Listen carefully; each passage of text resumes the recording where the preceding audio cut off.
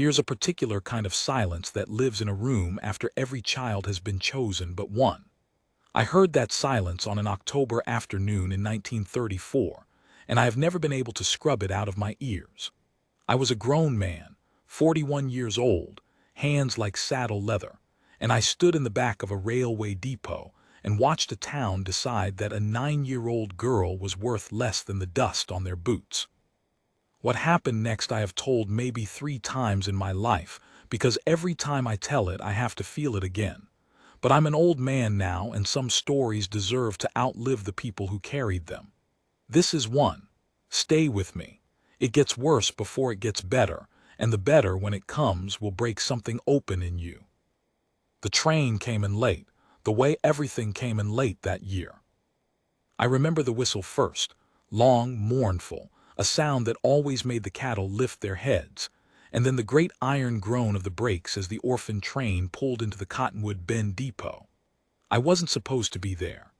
I'd come into town for fence wire and a bag of coffee, and the truck had thrown a belt, and so I was standing in the shade of the depot overhang waiting on Lemuel at the garage when the whole sorry circus arrived. Folks say you forget the bad days and remember the good. That's a lie people tell so they can keep sleeping. I remember the bad days down to the grain of the wood I was leaning on. My name's Wallace Dunmore. Most everyone called me Wall, partly for the name and partly because I've never been much for talking, and a man who doesn't talk gets treated like furniture.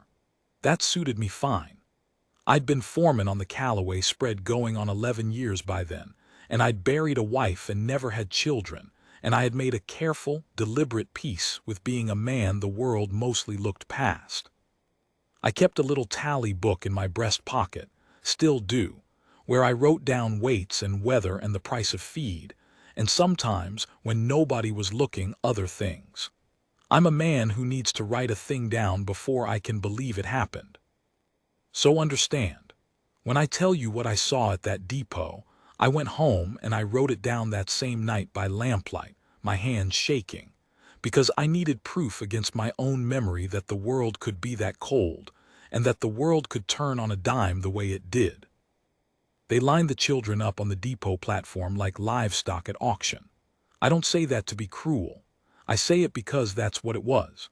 There was a man from the Children's Aid Society back east, a thin, reedy fellow in a brown suit gone shiny at the elbows, and he had a clipboard and a tired voice, and he walked them out one at a time and read off their particulars like a stockman calling lots.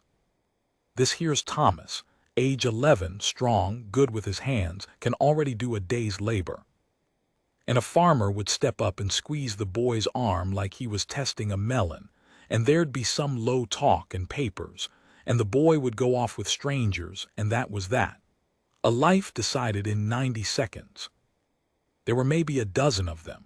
The strong boys went first, the way they always did in those years, because a farm in the teeth of the Dust Bowl needed hands more than it needed hearts. Then the older girls who could cook and clean and mind bobbies.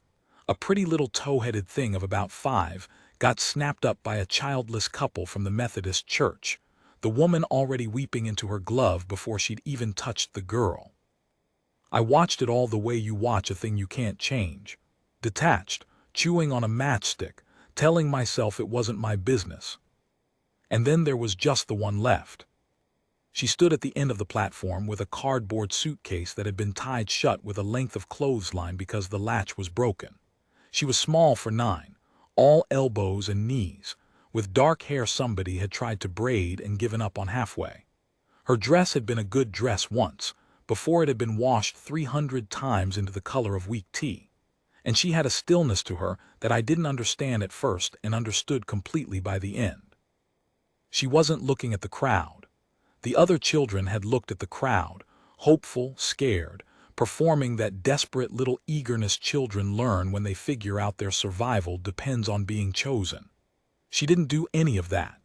She looked at the horizon, out past the grain elevator, like she'd already decided the answer and was just waiting on the formality. The man in the brown suit cleared his throat. "This is Ren," he said, "age 9. And then he stopped, and the stopping was the worst part, Because in that pause I heard everything he wasn't saying, and so did the crowd, and so did the girl. She's a hard worker, he tried, quick to learn her letters. Nobody moved. A woman near the front, Edna Prout, ran the dry goods store, a face like a closed fist, said in a carrying whisper, "Isn't that the one they sent back? From the Hollises?" And there it was, the thing. The reedy man's jaw tightened. "The previous placement didn't take," he said. "It happens. It's no reflection." "Didn't take," Edna repeated, the way you'd repeat a thing you'd already decided to believe the worst about. "I heard she set a fire." "That is not what." "I heard the Hollies barn near burned down with the livestock in it." The crowd shifted. You could feel it move through them, the way wind moves through wheat, every head bending the same direction. A child who'd been sent back. A child rumored to bring trouble. In a year when every family was one bad harvest from ruin, when men were shooting their own starving cattle because they couldn't afford to feed them, nobody was going to take a gamble on a girl who came with a story like that. I watched the girl's face while they talked about her like she wasn't standing right there. She didn't flinch. That's what got me looking back. A child ought to flinch. But she just kept her eyes on that horizon, and her thumb moved back and forth, over a smooth river stone she held in her left hand, worrying it like a rosary. I'd come to learn that stone was the only thing she owned that was truly hers, the only thing that had survived being passed hand to hand to hand. But I didn't know that yet. I just saw a small girl rubbing a stone and refusing to cry, and something in my chest that I'd spent 11 years convincing myself was dead rolled over in its sleep. "Surely," the reedy man said, and now there was desperation in it, surely someone. The grain elevator's shadow had crept halfway across the platform. The afternoon was getting on. People had hay to bring in and suppers to start.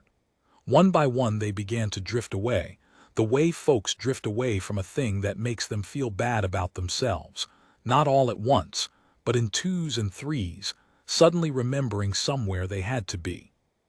And the girl named, Wren, stood there and watched them go, and did not say one word. I should tell you about the Hollies fire, because the truth of it matters, and the lie of it is the kind of lie that nearly killed her. I didn't learn the whole of it for weeks, and only in pieces, but here it is plain. Wren had been placed with the Hollies family the previous spring. Cyrus Hollies was a mean drunk who put his hands on everything weaker than him, his wife, his dogs, and a 9-year-old girl who'd had the bad fortune to land under his roof. The fire started in the barn one night, that much was true. But it started because Cyrus Hollies fell asleep drunk with a lit pipe in the hay, and when the flames went up, it was Wren, 9 years old, who ran into a burning barn and cut the lead ropes on 2 terrified horses and a milk cow, and drove them out into the yard before the loft came down. She'd burned her hand doing it. She'd saved Cyrus Hollies' livelihood. And Cyrus Hollies, ashamed and drunk and afraid of what folks would say if they knew he'd nearly cooked his own stock through his own foolishness, told everyone the orphan girl had set the fire, sent her back to the society as a fire starter, a liar protecting his own hide, and a town that wanted a simple story to fear instead of a complicated one to pity. That was the story standing between Wren and a single human being willing to take her in.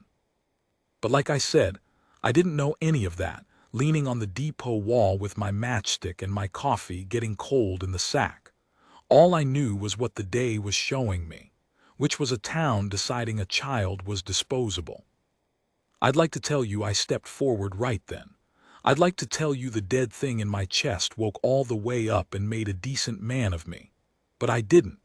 I was a foreman with no wife and no home of my own, just a bunkhouse cot on another man's land, and I had no more business taking a child than I had taking a wife. I told myself that. I told myself it 3 or 4 times while I watched the platform empty out. What I did do, and it's the only thing I'm proud of from that hour, is I didn't leave. I stayed. Some stubborn animal part of me would not let me walk to the garage and check on the truck while that girl was still standing there. So I stayed, and I watched, and I hated every one of those departing backs, and I hated my own most of all. And that is how I came to be the only witness left on the platform. When Harlan Calloway Quotes automobile came up the road in a boil of dust. Now I have to tell you about Harlan, and I have to do it careful, because if I tell it wrong you'll think he was a saint, and Harlan Calloway was no saint. He was my employer. He owned the biggest spread in 3 counties, 40,000 acres, more cattle than the bank could count, oil money under half of it that he'd been smart enough to hold onto when his neighbors sold cheap in the lean times. He was rich the way nobody in Cottonwood Bend was rich in 1934, rich in a way that made him both the most respected and the most resented man in the county. And he was hard the way the country makes a man hard. He'd built that empire from his daddy's failing 400 acres through 40 years of getting up before the sun and outworking and outlasting, and when he had to, outmaneuvering every man who stood in his road. He didn't suffer fools. He didn't give charity. He'd tell you flat that charity made a man weak, that a hand up was different than a handout, and the difference was whether the fellow worked. He fired men for laziness, and he foreclosed on debts, and he had the kind of cold gray eyes that made grown men study their boots. He was also, though almost nobody knew it, a man carrying a grief so large he'd built a fortune partly to have something big enough to hide behind. His wife, Margaret, had died 8 years before, and their daughter, their only child, a girl named Eliza, had died the same winter, the both of them inside 3 months, the influenza that came through and took the strong along with the weak. Eliza had been 11. I'd been on the ranch 2 years by then, and I'd seen that little girl ride a horse like she'd been born in the saddle, fearless, laughing, her daddy's whole heart walking around outside his body. After they died, Harlan Calloway never spoke either of their names again, not once in 8 years. He took down every photograph. He had Eliza's room closed up and the door kept shut. He poured himself into the work and the land and the money until there was no Harlan left over for anything but the work and the land and the money. The men were half afraid of him, and I was the only one who'd known him long enough to know that the hardness was a scar over a wound that had never once stopped bleeding. So when his automobile pulled up to that depot, I had no earthly idea what he was doing there. He hadn't said a word to me about coming to town. I found out later he'd come in for a meeting at the bank and seen the crowd and asked his driver to slow down out of plain curiosity. The car stopped. The dust caught up and settled, and Harlan Calloway sat in the back seat and looked out the window at the platform where one small girl stood with a clothesline-tied suitcase and a river stone and a story that had emptied the place. The reedy man saw the fine automobile and his whole body changed. You could see hope leap up in him like a dog hearing the supper bell. He hurried over, clipboard against his chest. Sir, good afternoon. We have one child remaining, a fine girl, hardworking, she. Be quiet, Harlan said, not unkind, just done with the noise. He got out of the car. He was a big man, gone a little heavy in his 60s but still moving like the ground belonged to him, in a good wool coat and a hat that cost more than most men in that county made in a month. He walked across the platform with his hands behind his back, and he stopped in front of the girl, and he looked down at her for a long time, and she looked back up at him and didn't flinch from him either. I was maybe 30 feet off and I heard every word, and I have never forgotten a single one. What's your name? Harlan said. Wren, she said. That a Christian name? It's the only one I've got. He almost smiled at that. I saw it nearly happen on his face and then I saw him stop it. They say you set a fire, he said. And here's the thing I've turned over 10,000 times since. She didn't defend herself. A guilty child lies and an innocent child protests, and Wren did neither. She just looked at him steady out of those dark eyes and she said, I cut the horses loose. 4 words, that's all. She didn't say I didn't do it, and she didn't say it wasn't my fault. She told him the one true thing she'd done that she was proud of, and she let him make of it what he would. She'd learned, somewhere in 9 hard years, that defending yourself to people who already decided about you is just giving them more rope. So she didn't. She just told the truth and held her stone and waited. Harlan Calloway went very still. I didn't understand it then. I understood it later when I knew about Eliza, when I knew that his own girl had been fearless around animals, that she'd once climbed into a corral with a half-broke colt because she heard it screaming, scared everybody half to death, wouldn't be told it wasn't her place. I cut the horses loose. He was looking at a ghost. He was looking at the kind of courage that had no business being in a body that small. And it was the exact shape of the courage he'd buried 8 years before and not spoken of since. He crouched down. This great, hard, rich old man in his good coat crouched down in the depot dust so his eyes were level with hers. "Show me your hand," he said. She didn't ask which one. She just turned over her left hand, the one not holding the stone, and there across the palm was the scar, healed but ugly, the kind of burn scar that pulls the skin tight and shiny. The mark of a child who'd grabbed a rope that was already starting to smoke and held on anyway. Harlan looked at that scar for a long, long moment. When he stood up, his face had gone through something. I can't describe it better than that, like weather crossing a field. And he turned to the reedy man and he said, in a voice that didn't invite discussion, "What do I sign?" The reedy man nearly dropped his clipboard. Sir, there's paperwork, there's a probationary. We'd want to verify the household is suitable. A single gentleman, it's irregular." "I have a housekeeper, a cook, and 40 men on my payroll," Harlan said. "She'll be looked after better than any child in this county. You can verify whatever you like, but she's not getting back on that train." And the reedy man, who had spent the whole afternoon watching a child get refused by an entire town, was not about to argue the one yes out of an ocean of no. I want to slow down here, because the part everybody wants me to skip to is the happy part, and the happy part is real and it's coming. But you can't understand the happy part if you skip the moment in between, and the moment in between is this. Wren did not smile. A storybook Orphan, chosen at last, would have lit up like Christmas, would have flung herself at the rich man's legs and wept with gratitude. But Wren had been chosen before. She'd been chosen by the HOLLISES, and that choosing had ended in a burning barn and a lie that branded her in front of an entire town.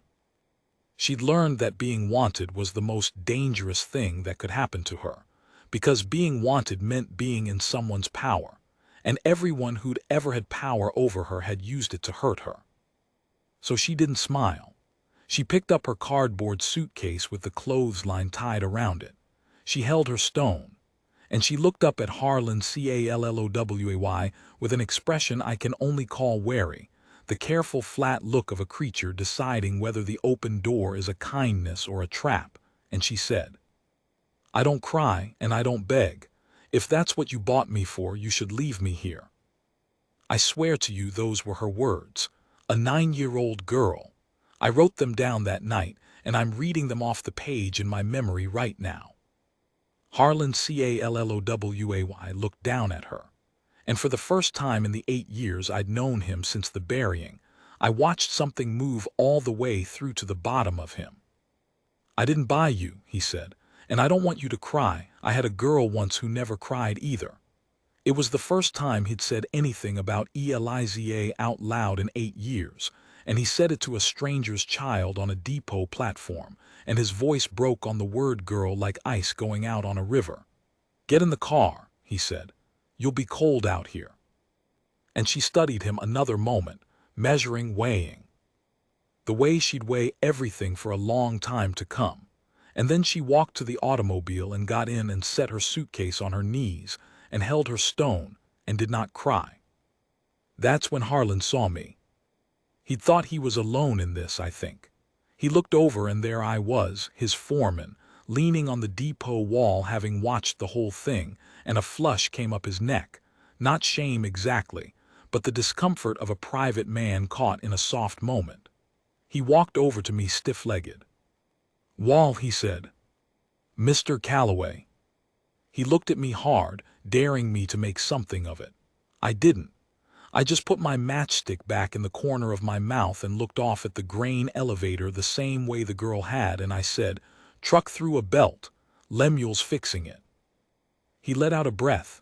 "You'll ride back with us," he said. "Truck can follow tomorrow." And then quieter, not looking at me, "She'll need things, clothes, a bed made up. Tell the house." A pause. "Tell them to open the east room." The east room. I felt that land in my gut. The east room was Eliza's room, the one he'd kept shut for 8 years. "Yes, sir," I said. He started back toward the car, then stopped, his back to me, and he said the thing I've carried longest of all. He said it low, almost like he was asking himself a question he was afraid of the answer to. "You think a man can do right by a child this late, Wall, after he's let himself go this hard?"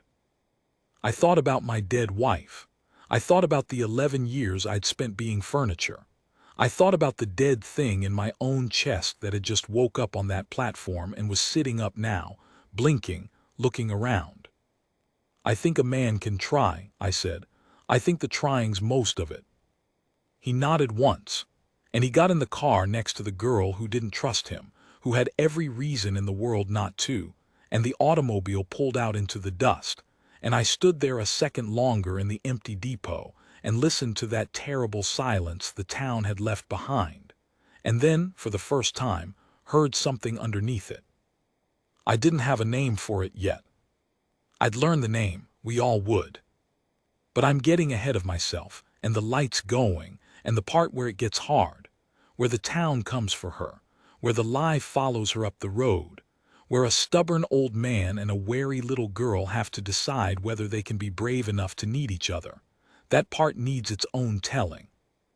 So let me set down my pen here, the way I set it down that first night by the lamp, with my hand still not quite steady, having written across the top of the page in my tally book 3 words I didn't fully understand.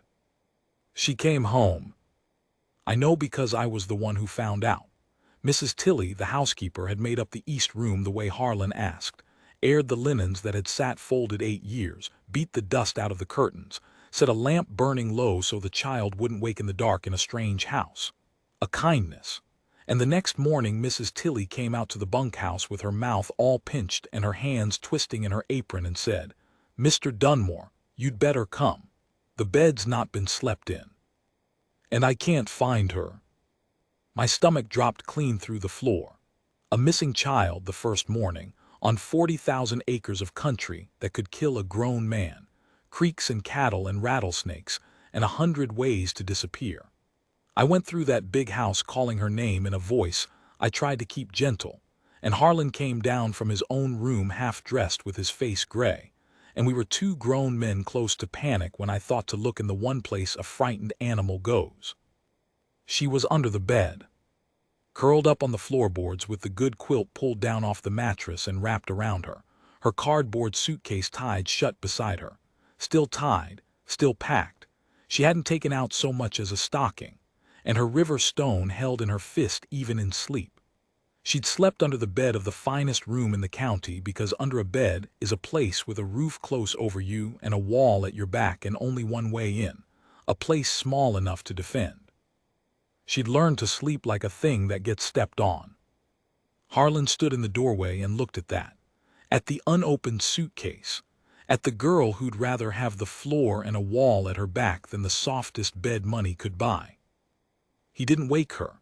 He turned and walked out, and I followed him, and in the hall he stopped and put one big hand flat against the wall and just breathed for a minute. Then he said, very low, "Her own daddy must have been a hell of a thing." "Or somebody after him," I said. "The Hollies man." "Maybe, likely." He took his hand off the wall. "Don't say his name in this house," Harlan said, and there was a thing in his voice I hadn't heard from him in 8 years, a thing with heat in it, a thing that was almost alive. Don't anybody say that name in this house. I want to tell you it got easy after that. It didn't get easy. It got slow, which is a different thing, and harder than easy in every way that counts. Because here is what no storybook tells you about taking in a child who's been hurt. She doesn't thank you. She doesn't bloom like a flower you've finally watered. She watches you.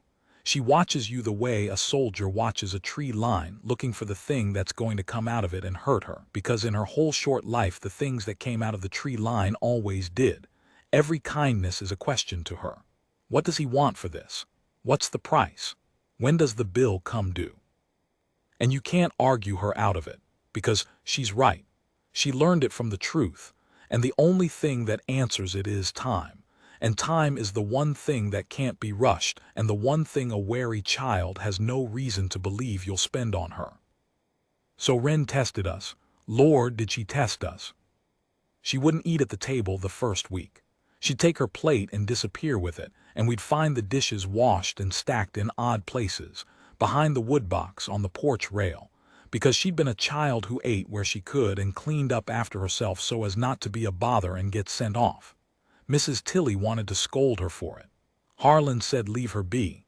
Let her eat where she feels safe. So Mrs. Tilly took to setting 2 plates, one at the table and one on the porch step, and saying nothing, and along about the 10th day Wren ate on the bottom porch step where she could see the whole yard, and on the 15th she ate on the top step closer to the door, and on the 20th, without a word, she sat down at the end of the long table farthest from everybody and ate there. Nobody made a sound about it. Harlan looked at his plate so hard you'd think it had insulted him, because he knew if he looked up and made it a moment she'd bolt. And he was learning, the old hard man. He was learning to let a good thing happen without grabbing at it. She wouldn't speak unless spoken to, and then in the fewest words she could manage. She wouldn't accept anything new. Mrs. Tilly bought her a dress in town, pretty, sized right, and Wren wouldn't put it on. Wore her tea-colored rag until it was near transparent, until one day she came down in the new dress with the old one folded over her arm and asked Mrs. Tilly, dead serious, if I wear this one, do I owe you? And Mrs. Tilly, God bless her, didn't cry where the girl could see it, just said, no, child, it was already yours, I only fetched it. And Wren considered that the way she considered everything, suspicious of the arithmetic, and then she wore the dress. But she kept the old rag under her pillow for months. Insurance. A child who's been put out before keeps something to be put out in. The stone, though, the stone she never let go of. It went everywhere with her, that smooth gray river stone worn satiny from her thumb. I asked her about it once. We'd got to where she'd tolerate me near her, partly because I didn't try to make her talk. 2 quiet people can keep each other company a long while without strain. And she rolled it over in her palm and said, my mother gave it me. First I'd heard her mention a mother. Before. She said hold on to it and don't tell anybody it's special, because if they know it's special they'll take it. She looked up at me. You won't take it. No, I said. I know, she said. That's why I told you. And she went back to whittling on the stick I'd given her. I'd taught her to whittle. It gave her busy hands and an excuse not to talk. And that was the most words she'd ever given me at once, and I had to walk off to the barn after and stand in the dark a while. Now I have to tell you about the slow thaw between her and Harlan, because that was the heart of the whole thing, and it was the most careful, the most painful, the most beautiful piece to watch. He didn't push, that was the wonder of it. This man who'd bent 40,000 acres and a county and a bank to his will, who had never in his life waited on anything he could buy or take. He waited on a 9-year-old girl. He learned her hours. He found out she woke before dawn and couldn't get back to sleep, so he started rising in the dark too, and he'd be on the porch with his coffee when she came out, and he didn't make her talk, he just let her be there. He found out she was easy around animals and uneasy around people, so he gave her things to do in the barn, nothing she had to do, just things that were there to be done if she wanted, and she took to it like she'd been starving for it. She had a way with the horses. The half-broke ones gentled for her. The barn cats, half-wild, lined up for her. Harlan watched her work a nervous filly one morning, watched her stand stock still and patient and let the horse come to her on its own time, and he said to me low, "That's how you do it, isn't it? You don't catch them. You let them decide it's safe." And I knew he wasn't talking about the filly. He gave her Eliza's pony. There was an old fat pony named Biscuit that had been Eliza's, that Harlan had kept fed and stabled for 8 years and never once let anyone ride, never once gone to see, because going to see it meant remembering. One morning he led Biscuit out into the yard where Wren could see, and he stood holding the lead rope looking like a man about to walk into cold water, and he said, "This pony needs riding. Hasn't been rid in a long while. I'd take it as a favor if you'd see to it." And Wren looked at him and looked at the pony and looked back at him, and something passed between those two that I didn't have the right to witness but did anyway. Because she knew. Children always know. She knew that pony was a coffin he was opening, and she knew what it cost him, and she did the kindest thing she'd done since she came. She didn't make it a moment either. She just took the rope and said, "What's his name?" And Harlan said, "Biscuit." And his voice didn't break that time. It just went thin, and Wren said, "All right," and led the pony off, and Harlan stood in the empty yard a long time. That night she came to the supper table without being summoned, and sat one chair closer than the night before. And the suitcase.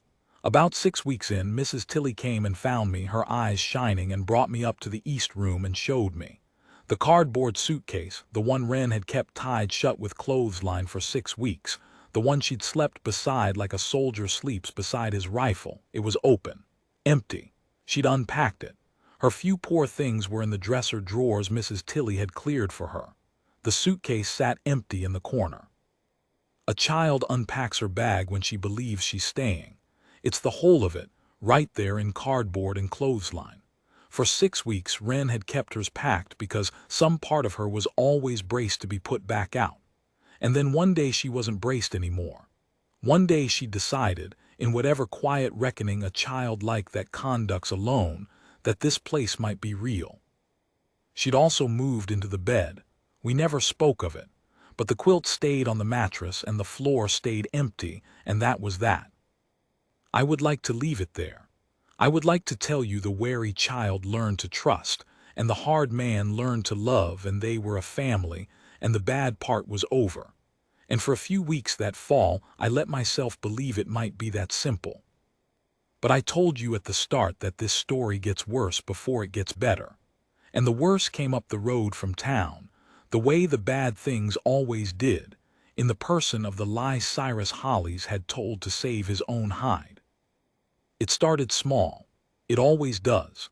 Edna Pruitt at the dry goods store would go quiet when Mrs. Tilly came in to buy cloth for Wren's dresses, and there'd be looks and behind-the-hand talk, and the temperature of a room dropping.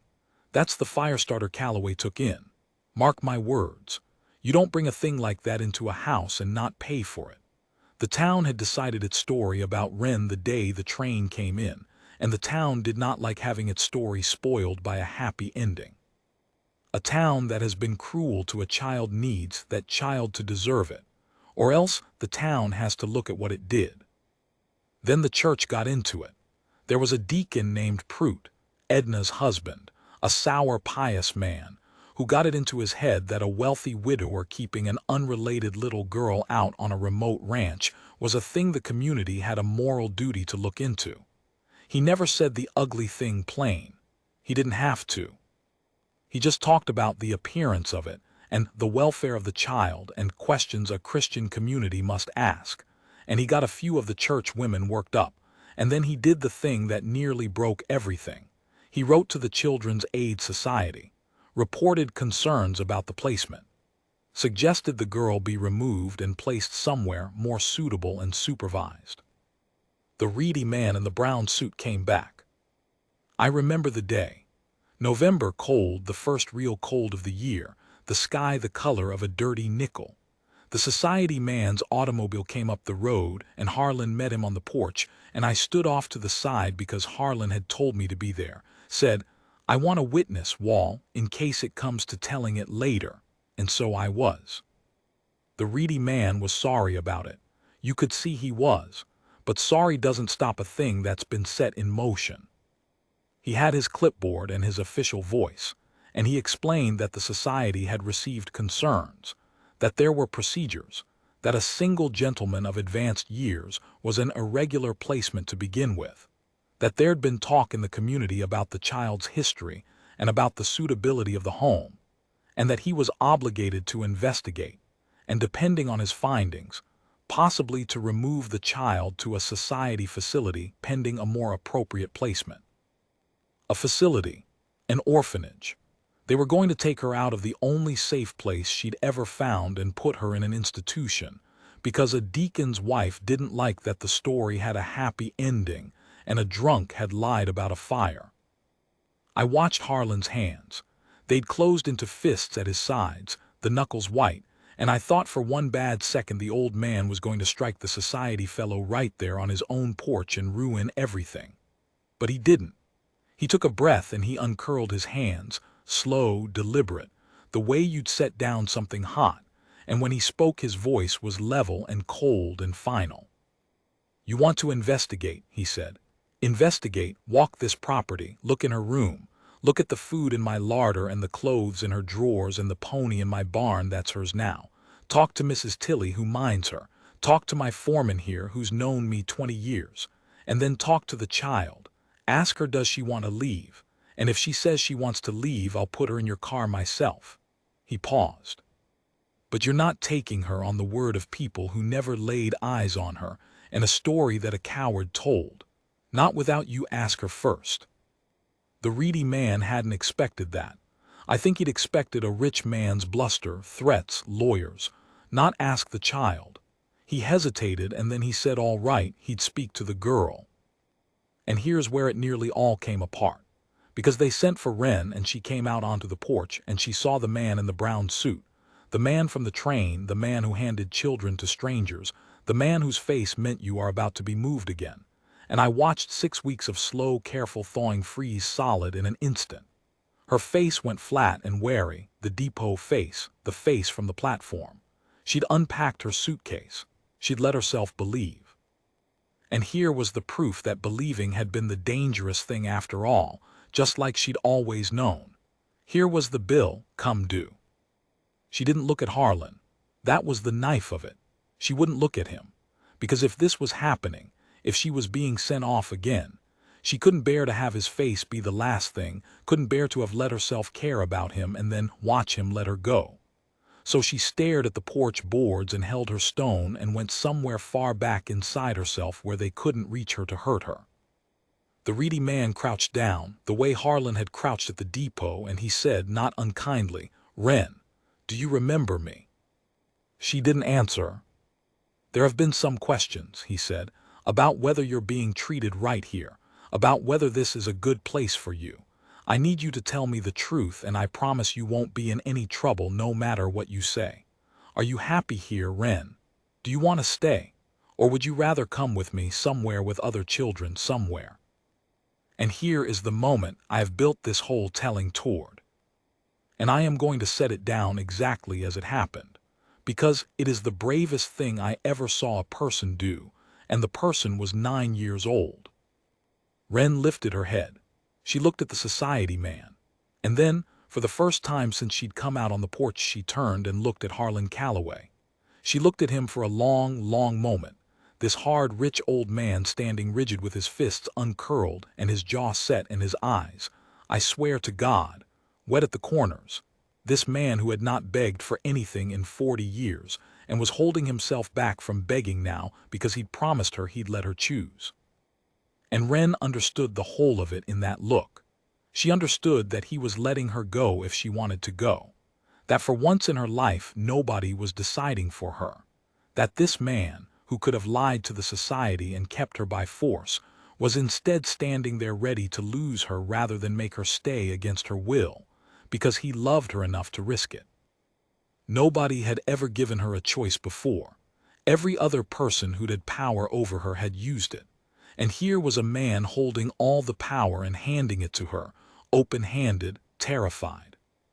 She turned back to the reedy man, and she said in a voice that didn't shake, "My mother's dead, my father I don't remember, The Hollies man hit me and then he burned his own barn drunk and said I did it. She said the name. In the house where the name wasn't to be spoken, she said it flat and clear, the truth at last out loud. I cut the horses loose.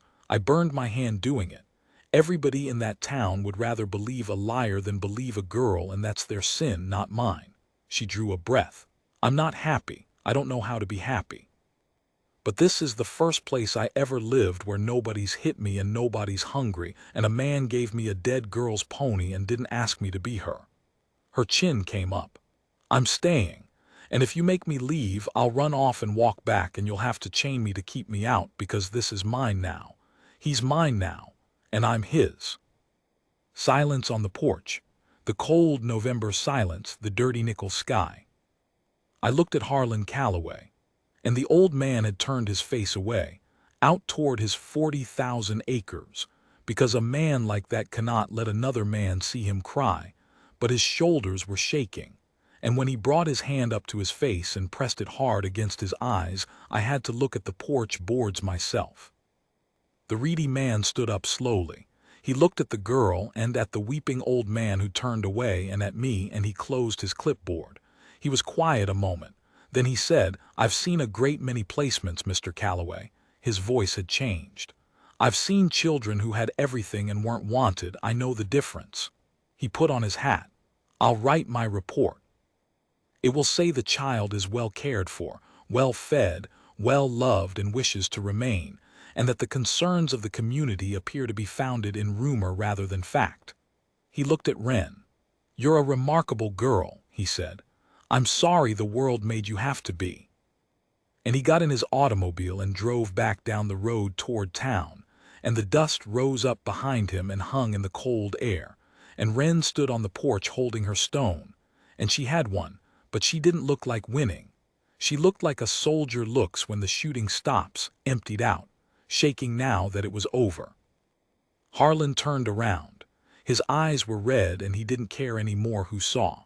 He came across the porch and he got down on one knee in front of her slow, his old joints complaining so he was below her eye level, looking up at her instead of down.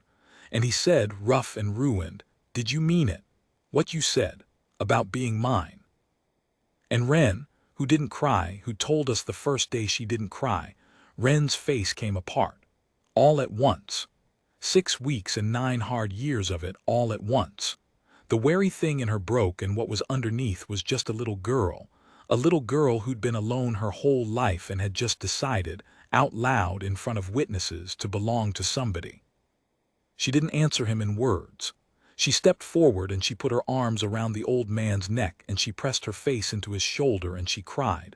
Finally cried. Great heaving silent sobs, 8 years of them, and Harlan Calloway wrapped both his big arms around that child and held on like a drowning man holds a spar, and he said into her hair over and over, I've got you. I've got you. Nobody's taking you. I've got you. I went down to the barn. Some things a man shouldn't watch even when he's been asked to be a witness. But I'll tell you what I did. I took out my tally book there in the cold barn with the horses shifting in their stalls, and under the line I'd written 6 weeks before she came home, I wrote a second line. My hand was steady this time. I wrote. She let herself believe it.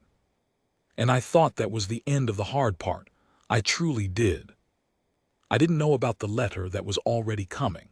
I didn't know that Cyrus Hollies, drunk, broke, his lies souring in him the way lies do, had heard that the orphan girl he'd thrown away had landed in a rich man's house, and that there's a kind of small, ruined man who cannot stand to see a thing he discarded turn out to be worth something.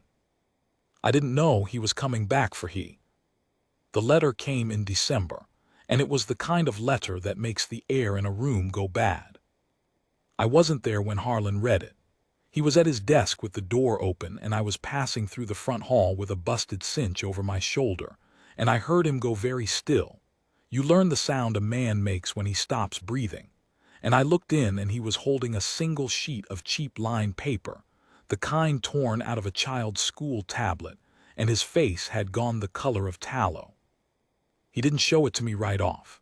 He folded it up small and put it in his breast pocket and went out and walked the south pasture alone for 2 hours in the cold, which was not a thing Harlan did, and when he came back, his jaw was set in a way I'd seen exactly twice before. Once when the bank tried to call his note in 21, and once at his wife's grave. The set of a man who has decided to do a hard thing and is grieving it ahead of time. That night after Wren was abed, he poured 2 glasses of whiskey, which he had never once done in 11 years of me working for him, and he slid one across the desk to me, and he took the letter out of his pocket and laid it flat and turned it so I could read it. It was from Cyrus Hollies. The hand was bad and the spelling worse, but the meaning was plain as a gunshot. He'd heard the orphan girl had landed soft. He wrote that she was his to place legally, that the society had given her to him and never properly took her back, that there was paper on it somewhere, and that a rich man who'd want to avoid the trouble and the talk of how he came to have another man's girl out at his place might find it cheaper to settle the matter quiet. $200, the letter said. $200 and he'd sign whatever needed signing and never trouble the girl again. Otherwise he'd go to the society, and the church, and the county, and tell them the rich man had stolen a child that was rightful placed with a God-fearing family, and let them sort it out, and wouldn't that be a thing for the talk? It was a shakedown, a drunk and a coward, broke and bitter, trying to wring money out of the one good thing he'd ever had his hands on and thrown away. He don't want her, I said. He never wanted her, he wants the 200. I know that, Harlan said. So pay him. I'd have paid him myself if I'd had it. $200 is nothing to you. Pay the man and be shut of him. Harlan turned his glass in slow circles on the desk and didn't drink it. I've been a businessman 50 years, Wall, he said. You know what I learned in 50 years. You pay a blackmailer once, you pay him forever. He'll be back in the spring. He'll be back every spring she lives under my roof. 200 this year, 300 next, and every dollar of it a chain on that child. Because the day she learns I bought her peace from that man with money, she learns she can be bought and sold, and that's the one thing she came here not believing about herself anymore. He looked up at me. He doesn't have any paper. I had a lawyer in Amarillo check the day this came. The society's records are clear. She was returned. She was lawfully replaced with me. He hasn't a leg to stand on. He's bluffing on the legal part. Then there's nothing to worry on. There's everything to worry on, Harlan said quietly. Because he doesn't need to win, Wall. He just needs to make noise. The church is already against me. The town's already telling the ugly version. All he has to do is come to county and stand up and say the rich man stole his girl. And it doesn't matter that it's a lie. It's the lie people already want to believe. They'll reopen it.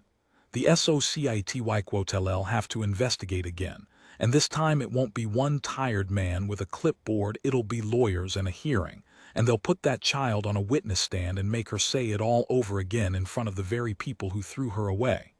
His voice dropped. She survived it once. I won't make her survive it twice. We sat there. The clock ticked. Outside, the wind came up off the plain the way it did, that endless wind that never stopped the whole year through. So what do you aim to do? I said. And Harlan Calloway, the hardest man in 3 counties, looked old and frightened and certain all at once, and he said, I'm going to go see him, alone, and I'm going to settle it once in a way that stays settled. I didn't like it. I said so. I said it 3 or 4 ways.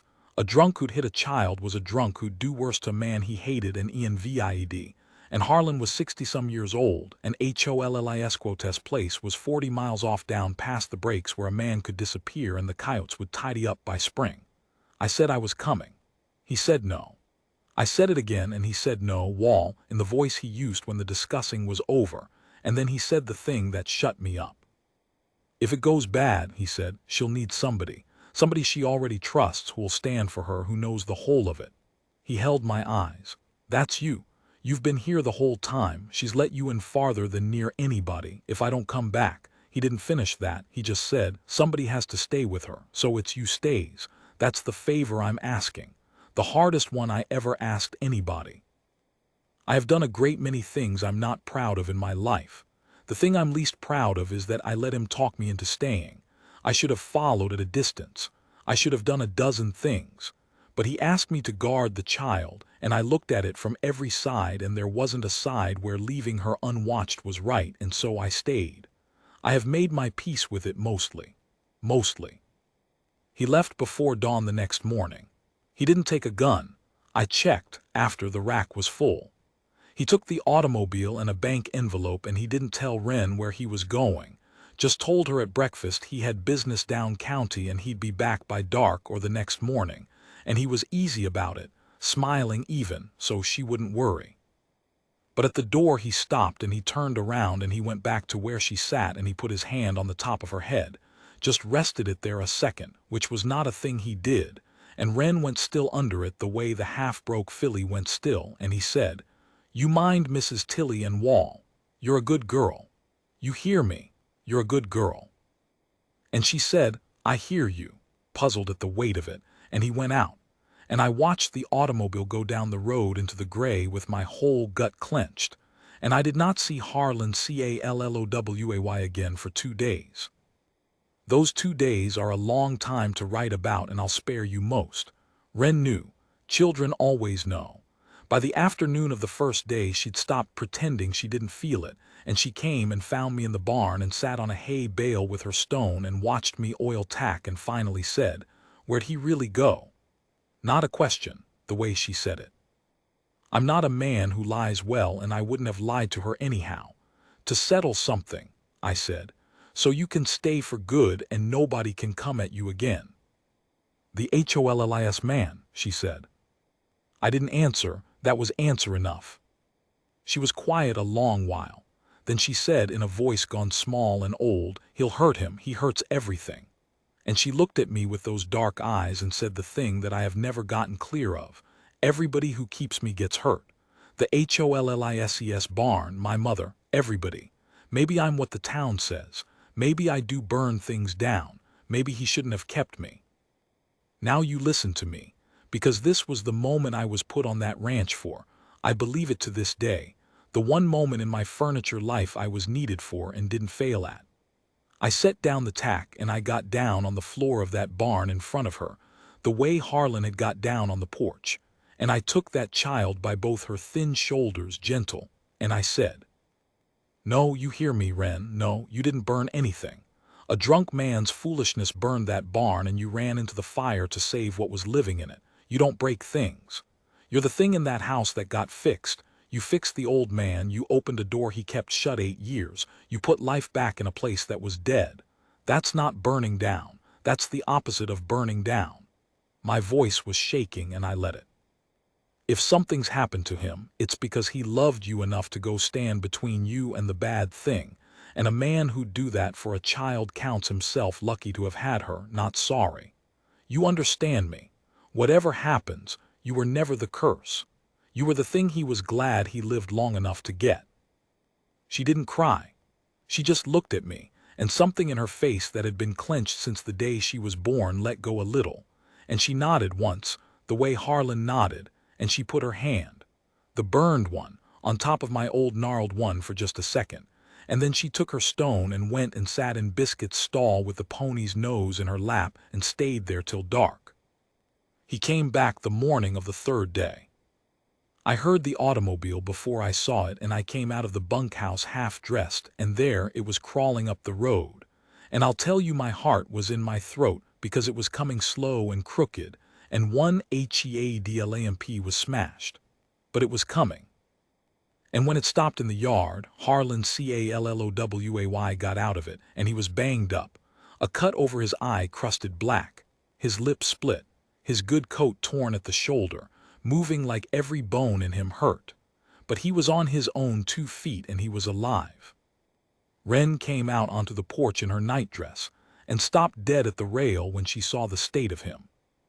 What happened between Harlan and Cyrus HOLLIS down in the breaks, I never got the whole of it, and I came to understand I wasn't meant to.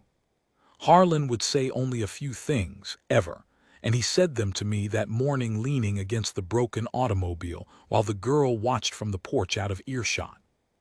He said Hollis had been drunk and mean, and there'd been money on the table, and then there hadn't been, and there'd been words, and then there'd been more than words, and Hollis had come at him with a single tree, an iron-bound chunk of harness wood that could stove in a man's skull, and Harlan stopped there.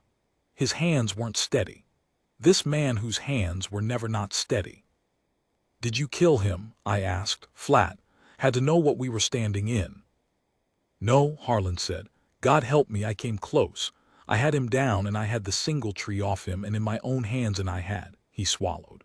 I had every reason and the strength left to do it, and not a soul for 40 miles to say I shouldn't. And I thought about her hand, the scar. I thought about what kind of man I'd be handing back to her if I did it. A killer for a father, so I didn't." He looked at his torn knuckles. "I beat him till he stopped fighting, and then I stopped. And then I told him the lawyer in Amarillo had every paper, that he hadn't a claim in law to anything, that the society's records showed her lawfully mine, and that if he ever came near this county again or said one word about that girl, true or false, I'd spend every dollar I have ruining him in court and out of it, and I have a great many dollars and he has a single tree and a jug, and he should think hard on the arithmetic of that." A long breath. "And then I left him alive in his own yard with his lie and his jug and his nothing. That's the last of him. He understood. A coward always understands the arithmetic.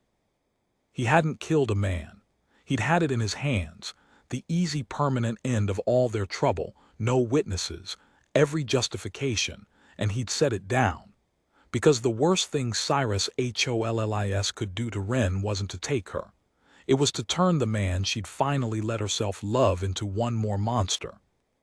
And Harlan, in the dirt of that yard with murder in his fists, had chosen to come home a battered old man instead of a clean murderer, because that was the version of himself the child could keep. That, I have come to believe, is the heaviest thing I ever watched a person carry. The thing he didn't do.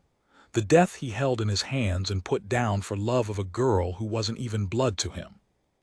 Wren came down off the porch, slow, her bare feet on the cold ground. She walked up to Harlan and she looked at the cut on his head and the split lip in the torn coat. The whole bashed evidence of what he'd gone and done and taken on himself for her, and her face was doing something I'd never seen it do. "You're hurt," she said. "I've been hurt worse," Harlan said. "Long time ago, this is nothing." He tried to smile and the split lip wouldn't let him, and it came out a wince. And Wren reached up, she had to stretch. He was so tall and she so small, and she put her hand, the burned one, very lightly against the cut over his eye, the way she'd have gentled a hurt animal, the only kind of tenderness she'd ever been allowed to learn. And she said, fierce, low, with her whole self behind it, "You don't go anywhere like that again. You hear me? You don't go get hurt for me. I'm not worth you getting killed. And then the thing under the thing, I can't lose another one. I can't, so you don't go. You stay where I can see you. That's the rule now." And Harlan Calloway got down on one knee in the cold yard, slow and hurting, and he looked up at the girl and he said, "All right, I'll stay where you can see me, but you've got the arithmetic wrong, child. You're worth more than $200, and you're worth more than a beating, and you're worth more than my old neck. You're worth the whole of it." He took her burned hand off his face and held it in both of his. "You're my daughter. Not a placement, not a charity, not somebody's leftover. My daughter. I should have said it plain weeks ago. I'm saying it now in front of God and Wall and the horses. You're mine and I'm yours, and there's no force on this earth that's taking you from me, because I'd burn down my own 40,000 acres before I'd let it. You hear?" And Wren, 9 years old, who'd ridden the Orphan train, who'd been refused by a whole town, who'd run into a burning barn and been called a fire starter for her courage, who'd kept her suitcase tied shut for 6 weeks against the day she'd be put out again. Wren stood in the cold dawn holding her new father's battered hands, and she said, in a voice clear and certain as I ever heard from any soul, "I hear you, Daddy." She'd never called him that, not once.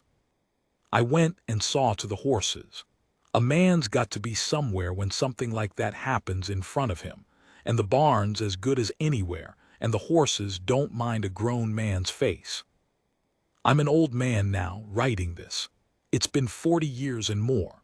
Harlan's long in the ground out past the cottonwoods next to Margaret and Eliza, and there's a fourth stone there too, but I'm getting ahead of myself again, and I find I don't want to write that part plain, so I won't.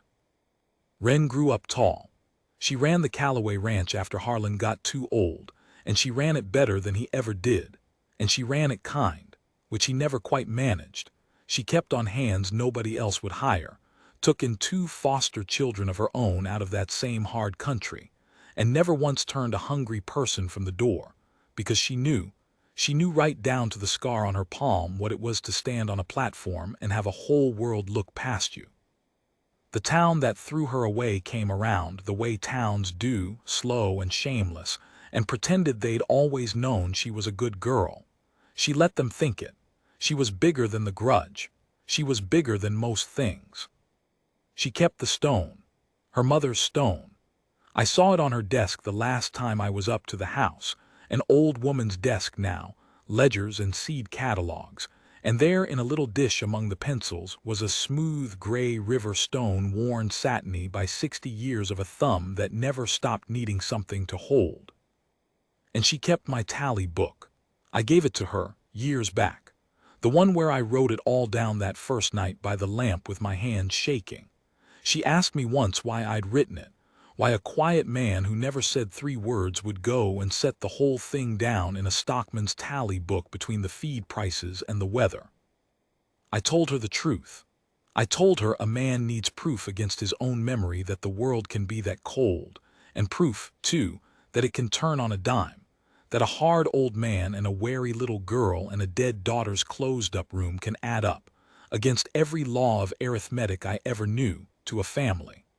I told her I'd been furniture my whole life, and I'd watched it happen, and being the one who watched it was the best thing I ever got to be.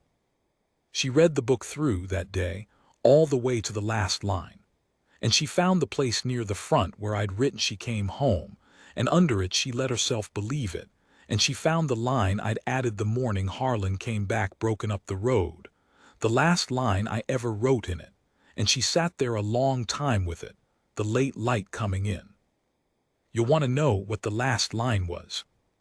It said nobody wanted her, and then somebody did, and it was enough to remake 2 ruined lives and bury a lie and put a stone on 3 graves with her name carved next to theirs someday, daughter of the house, which is the only paper that ever mattered. But that's not quite right. That's an old man dressing it up. What it really said in my bad pencil, on the morning the man came home alive and the girl called him daddy in the cold, what it really said was 4 words, the only 4 that fit, and I'll give you those and then I'll stop, the way Harlan stopped, the way you stop when the rest belongs to the people who lived it and not to the man who only watched. She was somebody's now,